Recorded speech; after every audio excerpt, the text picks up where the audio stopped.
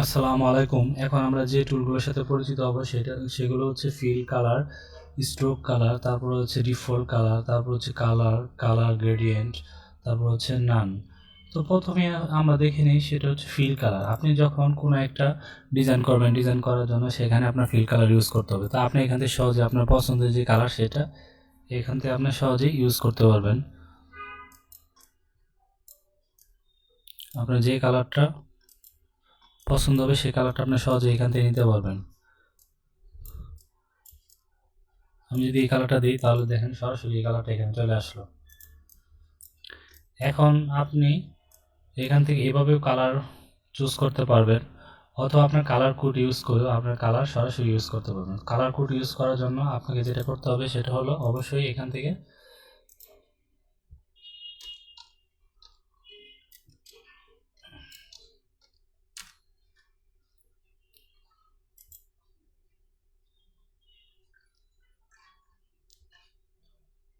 আপনার এই কালারটা যদি ইউজ করতে চান, তাহলে কন্ট্রোল সি দিয়ে কপি করে জাস্ট আপনি যখন এখানে পেস্ট করে দিবেন তখন দেখেন সরাসরি এই কালারটা এখানে চলে আসলো। অর্থাৎ আপনি কালারটা যে কালার কোড কপি করবেন সেই কালারটা সরাসরি এখানে চলে আসবে।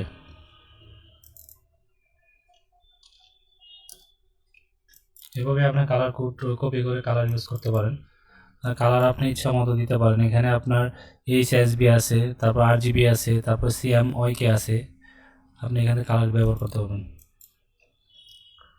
আর এখানে হচ্ছে স্ট্রোক কালার। আপনি চাইলে স্ট্রোক কালারও দিতে পারেন। আপনি যে কালারটি স্ট্রোক রাখবেন সেটা এখানে দিতে হবে। আপনি চাইলে কালার এখান থেকে স্ট্রোক কালার পরিবর্তন করতে পারেন। চাইলে এখান থেকে স্ট্রোক কালার পরিবর্তন করে আপনি স্ট্রোকটাকে মোটা করে দিতে পারেন। তো দেখেন আমি এখান থেকে কালার স্ট্রোককে মোটা করে দিচ্ছি।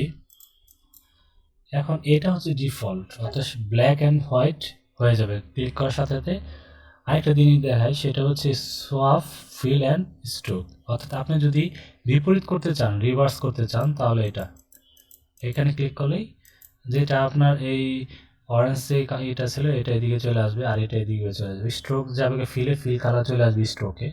আর এইটাতে ক্লিক করার সাথে সাথে ব্ল্যাক অ্যান্ড হোয়াইট হয়ে যাবে। এটাতে ক্লিক করার সাথে সাথে দেখেন ব্ল্যাক অ্যান্ড হোয়াইট হয়ে গেছে। আর এটা হচ্ছে আপনার কালার। এখানে ব্ল্যাক অ্যান্ড হোয়াইট আছে জন্য এখানে এরকম শো করতেছে। আমি যখন এখানে কালার চেঞ্জ করবো তখন এখানে কালার চেঞ্জ হয়ে যাবে। এখানে গ্রেডিয়েন্ট যা দিবেন, সাদা কালো আছে, আপনি চাইলে গ্রেডিয়েন্ট পরিবর্তন করে দিতে পারবেন। আমরা যখন গ্রেডিয়েন্ট নিয়ে কথা বলবো তখন এই বিষয় নিয়ে কথা বলবো ইনশাল্লাহ। আর এইখানে যেটা আছে সেটা হচ্ছে নান। আপনি যদি এই স্ট্রোক কালারকে ফিল কালারকে নান করতে চান তাহলে ফিল কালার নান করে দিলাম। চাইলে আপনি স্ট্রোক কালারকে নান করে দিতে পারেন। তো স্ট্রোক কালার উপরে নিয়ে জাস্ট নানে ক্লিক করবেন, তাহলে স্ট্রোক কালার নান হয়ে যাবে। অর্থাৎ দুইটা কালার অদৃশ্য হয়ে গেল, চলে গেল।